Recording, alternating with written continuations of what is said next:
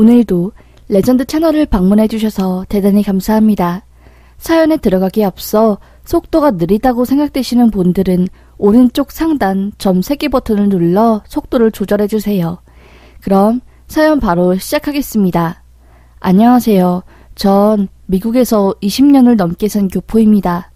저에게는 딸이 한 명 있어요. 20살이 되고 아버지를 따라서 한국으로 건너왔습니다. 그때 대학에서 만난 남자와 결혼하였고 이쁜 딸 아이를 낳았지요. 그런데 제가 몸이 약했고 그 결과 딸 아이는 예정일보다 일찍 태어나게 되었어요. 미숙아로 태어난 아이는 제 품에 안기지도 못하고 바로 인큐베이터로 들어갔습니다. 숨을 쉬는 것도 가빠하던 딸 아이의 얼굴을 유리창 너머로 볼 수밖에 없었던 전 마음이 찢어졌어요. 그런데 그게 끝이 아니었습니다. 딸 아이의 망막혈관이 불완전하게 형성되어 있었습니다.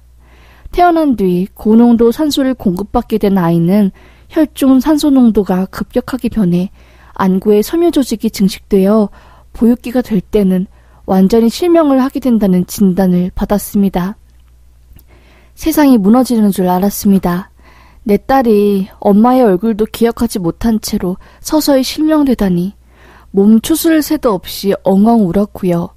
미숙아 망막증이란 흔하지 않는 질병에 엄마로서 전 억장이 무너져 내렸습니다. 너무 힘들었어요. 어쩔 수 없었습니다.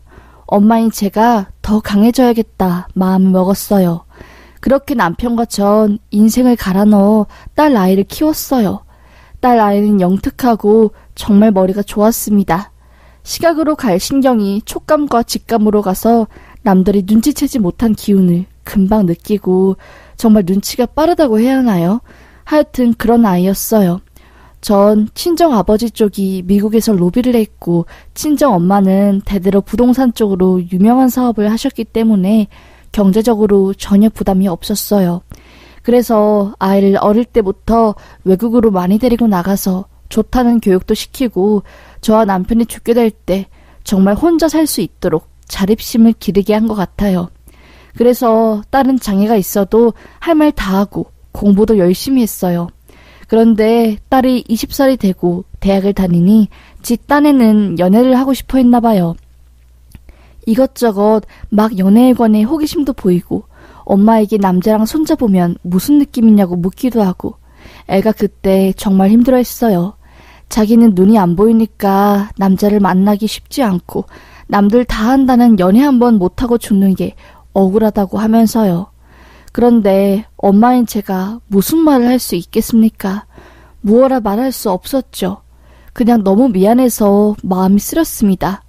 그렇게 한참을 외로운 마음 때문에 아파하던 딸은 시각장애 예술가라는 꿈을 꾸게 되었고 그 꿈을 이루기 위해 열중하는 듯 했어요. 그 덕에 연애하지 못하는 자신에 대한 슬픈 마음을 조금씩 추스리는 듯 했고요. 딸은 해외에서 전시회도 하고 나름 자신의 자리를 굳혀가고 있었지요. 저희 손길이 닿지 않아도 어느 정도 활동할 수 있을 정도로 컸고요. 그런데 그런 딸이 갑작스럽게 결혼을 하고 싶은 남자가 생겼다는 겁니다. 전 정말 깜짝 놀랐어요. 아니 연애하기 힘들다고 찡찡거리던 딸이 갑자기 결혼이라니 장난치는 줄 알았습니다. 그런데 미술을 배우다가 알게 된 한 남자가 있는데 그 남자와 사랑에 빠졌다는 겁니다. 솔직히 전 그 이야기를 들었을 때 그 남자가 굉장히 의심스러웠어요. 솔직한 말로써 어떤 남자가 시각장애인 여자를 진지하게 만나겠습니까? 그저 그냥 호기심에 만나던가 몸을 노렸겠지 하고 전 화가 단단히 나 있었어요. 그게 아니라면 저희 부부 재력을 보고 그 남자가 접근한 건가 싶었고요. 그래서 전 딸에게 말했죠. 그 남자 제대로 된 사람 맞냐고. 남자들이 얼마나 무서운 줄 아냐고. 조심하고 또 조심해야 하는 게 남자고 그렇게 섣불리 결혼 결정하는 거 아니라고. 더더구나 넌 눈도 아픈 아이인데 하며 저도 모르게 속상한 마음에 눈물을 흘렸어요. 그때 딸 아이가 말하더라고요. 엄마 울지마. 미안해. 내 욕심이었어. 알겠어. 엄마 마음 알아. 무슨 마음인지 안다고 하면서 그래도 자기 남자친구 한 번만 만나달라는 겁니다. 생각보다 믿음직하다고. 그런데도 엄마 아빠가 마음에 안 들면 과감히 포기해야겠다고 하면서요. 그렇게까지 말하니 제가 반대할 수가 없었죠. 그렇게 전 딸의 남자친구를 만났어요. 딸의 남자친구는 딸과 마찬가지로 미술을 전공하는 아이였고 딸과 중학교 때부터 원래 아는 사이였다고 하더라고요.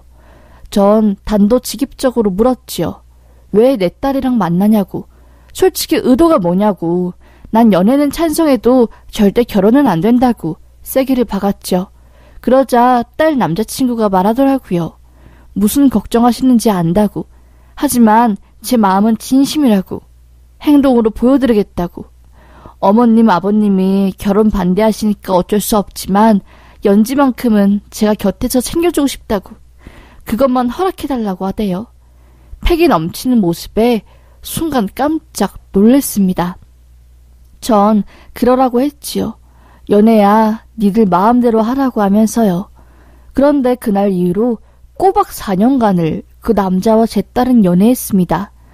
매일 아침 딸을 데리러 집 앞에 찾아오고 밤 10시 이전에 딸을 데려다주고 거짓말도 평생 하면 진실이라고 그렇게 행동으로 몇 년을 증명해 보이니 저절로 저도 마음이 기울 수밖에 없었죠. 그러다 남편과 진지하게 말을 하다가 이 애들 우리가 밀어줘야 하는 거 아니냐고 마냥 부모 품에서 키우게 할 수 없다고 하며 결혼을 허락했어요.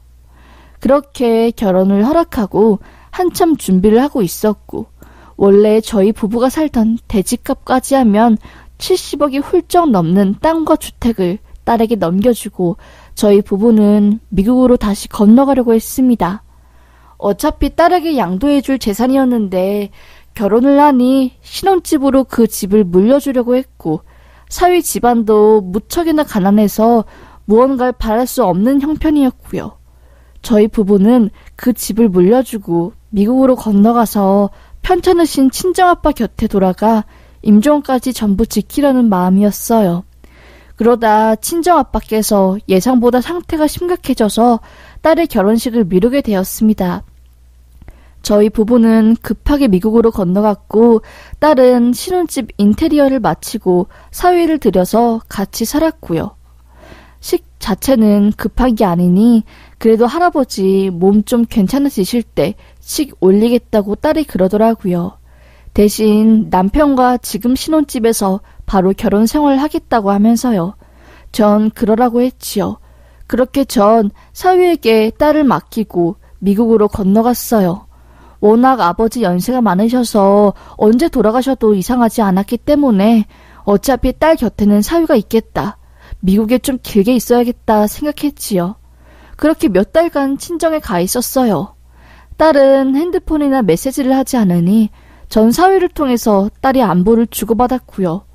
그런데 어느 순간부터 딸을 바꿔주지 않더라고요. 뭐지 싶었습니다. 그렇게 좀 찝찝한 기분이 들었지만 그냥 넘겼어요. 그런데 어느 날 보니까 핸드폰에 부재중이 찍혀있더라고요. 국제전화인데 뭔가 싶었죠. 그냥 넘겼어요. 그런데 또 몇 통이나 부재중이 찍혀있더라고요. 이상했어요.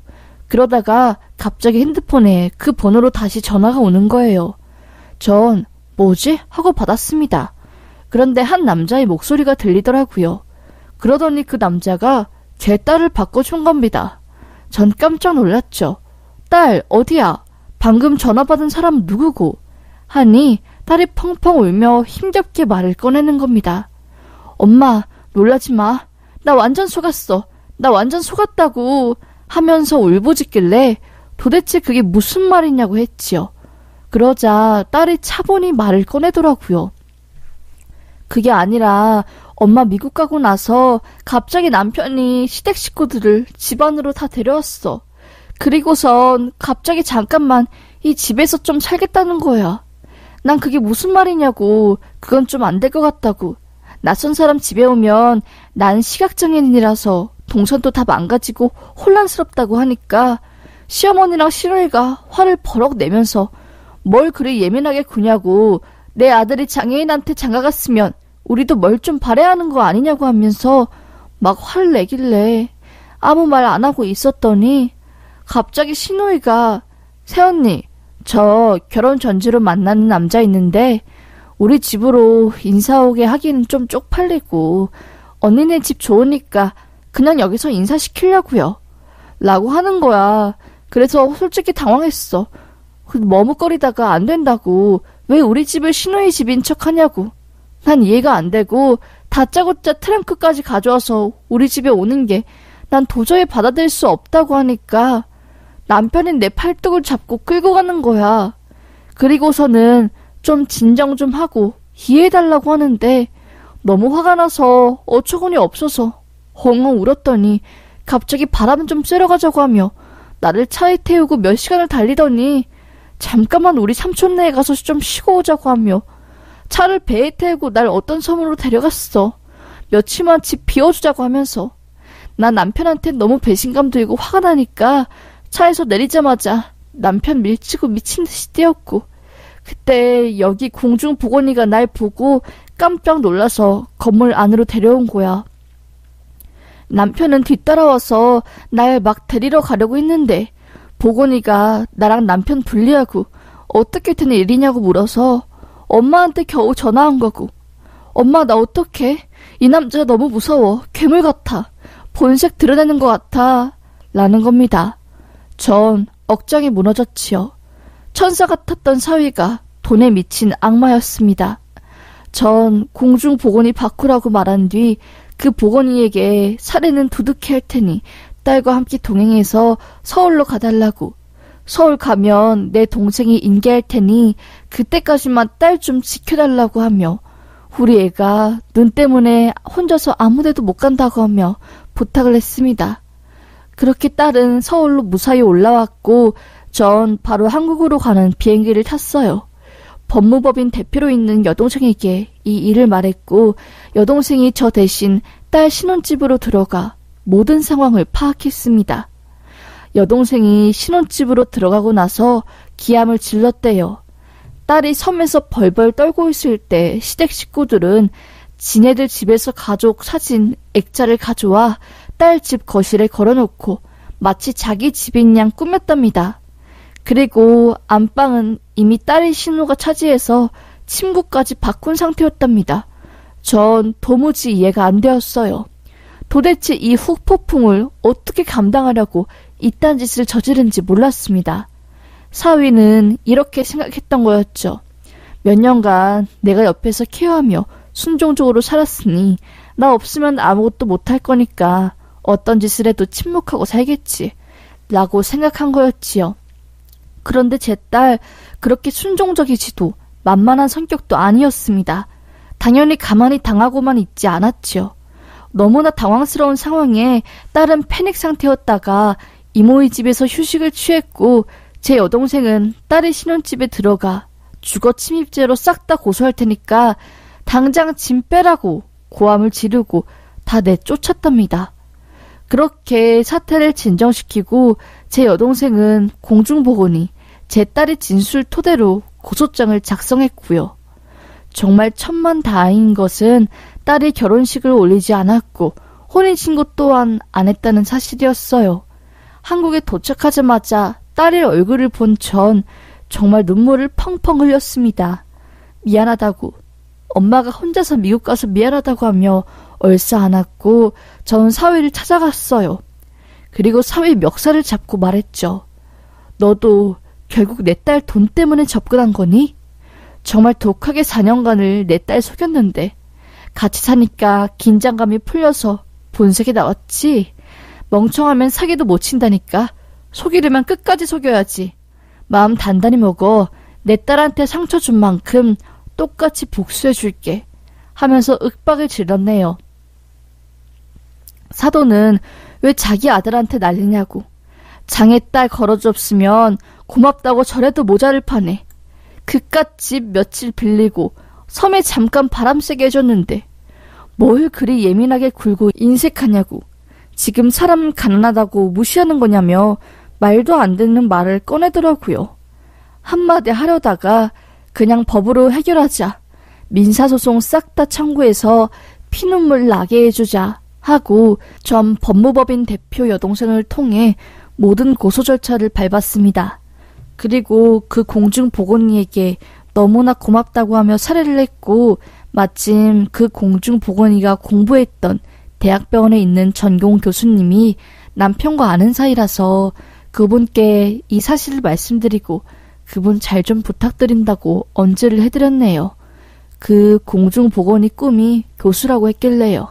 하여튼 정말 전 이번 일을 계기로 너무나 큰 상처를 받았고 제 딸도 씻을 수 없는 상처를 입었습니다. 정말 장애인 딸을 편견 없이 사랑해주고 몇 년간 그렇게 헌신적으로 대해주더니 결국엔 사위놈도 똑같이 돈을 노린 거였어요. 저도 힘들었는데 딸은 얼마나 힘들었겠어요. 몇 달 동안 거의 밥도 잘 못 먹고 트라우마 때문에 손을 벌벌벌 떨면서 과호흡 증세로 식은땀이 뻘뻘 나기도 했습니다. 저와 남편은 딸을 데리고 계속 심리 상담도 받고 마음을 안정시킬 수 있는 치료를 받으며 겨우겨우 상처를 조금 아물게 했네요. 결국 저희는 딸이 신혼집을 매물로 내놓고 미국으로 돌아갔습니다. 딸과 함께 미국으로 가서 할아버지 임종 지키고 딸도 미국에서 화가 생활 지속적으로 하고 더 넓은 세상을 보게 하려고요. 정말 너무나 속상합니다. 정말 제 두 눈을 딸에게 줄 수만 있다면 전 재산을 기부해서라도 그렇게 하고 싶네요. 제가 죽으면 우리 딸은 어떻게 살아가야 할지 이런 일을 겪고 나니 더 무섭고 딸을 세상에 혼자 내놓기가 너무나 두렵습니다. 장애 아이를 가진 부모의 마음은 더더욱 불안하고 평생을 어린 아이를 끼고 사는 것 같네요. 그렇지만 힘내야겠죠. 전 딸과 마음을 먹었습니다. 우리는 더 열심히 살고 이런 일에 굴복하지 않기로요. 딸은 화가로 이름을 떨쳐서 돈을 많이 번 다음에 자기 같은 시각장애인들에게 지원을 해주며 꿈을 펼칠 수 있게 길을 닦을 거라는 강한 포부를 가지게 되었고, 저 또한 딸을 따라서 장애인들이 사회에서 자립할 수 있는 프로그램을 만드는 것에 투자와 기부를 하면서 딸과 같은 장애우들이 조금 더 편하고 행복한 세상에서 살 수 있도록 열심히 하려고요. 참, 날 죽일 수 없는 시련은 날 강하게 만든다는 말이 그 어느 때보다 더 생동감 있게 다가오는 요즘이네요. 이런저런 생각을 하다가 사연을 보내서 나와 같은 장애의 부모님들에게 조금이나마 공감을 얻고 싶다는 마음에 이렇게 글을 쓰게 되었습니다. 사연을 들어주셔서 감사합니다.